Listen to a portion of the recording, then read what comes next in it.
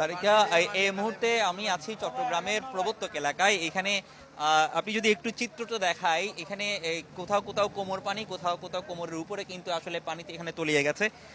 প্রবর্তক এলাকার যদি একটু চিত্রটা একটু আপনি দেখতে পারেন, এখানে একেবারেই এখানে এই কোমরের উপরে কিন্তু পানিতে তলিয়ে গেছে। এখানকার যে অবস্থা, এখানে অনেক গাড়ি, যে যানবাহন, যে সেই যানবাহনগুলো আসলে বিভিন্ন পথে আটকে গেছে এবং পানির যে স্রোত, সেখানে কিন্তু এই যানবাহনগুলো দাঁড়িয়ে থাকতে পারছে না।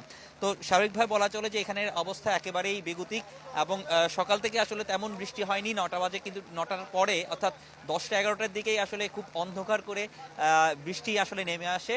এখন ভারী বৃষ্টিপাত হচ্ছে এবং মানুষের যে দুর্ভোগ, সেটি কিন্তু আসলে চরমে উঠছে। আমরা দেখছি যে বিভিন্ন যেসব পরিবহনগুলো আছে, যাত্রীবাহী পরিবহন, এখানে অটোরিকশা এবং প্রাইভেট কার, এসবগুলো কিন্তু আটকে আছে এবং মানুষের যে দুর্ভোগ, সেটি কিন্তু আসলে চরমে। আমরা দেখছি শুধু প্রবর্তক নয়, নগরে আরো বিভিন্ন যেসব এলাকাগুলো রয়েছে, সেসব এলাকাগুলোতেও একই অবস্থা।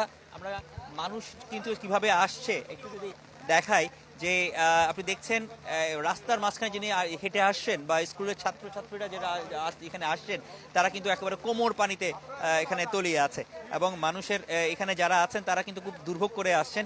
আমরা একটু যারা আসছেন তাদেরকে হয়তো একটু কথা বলার চেষ্টা করব। চাচা, আপনারা কোন দিক থেকে আসছেন এবং কি অবস্থা?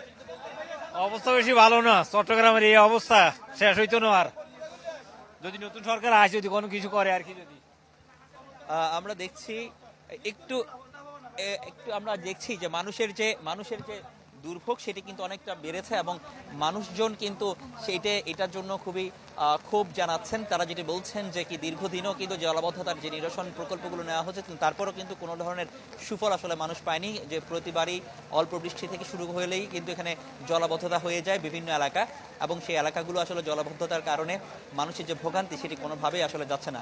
নানা প্রকল্প নেওয়া হলেও সেই প্রকল্পগুলো আসলে কোনো একটা সুফল কিন্তু মানুষ এখনো পর্যন্ত পায়নি। আর সামনে তো বর্ষা মৌসুম রয়েছে, সেই বর্ষা মৌসুমের আগেই কিন্তু অনেক ধন্যবাদ আপনাকে।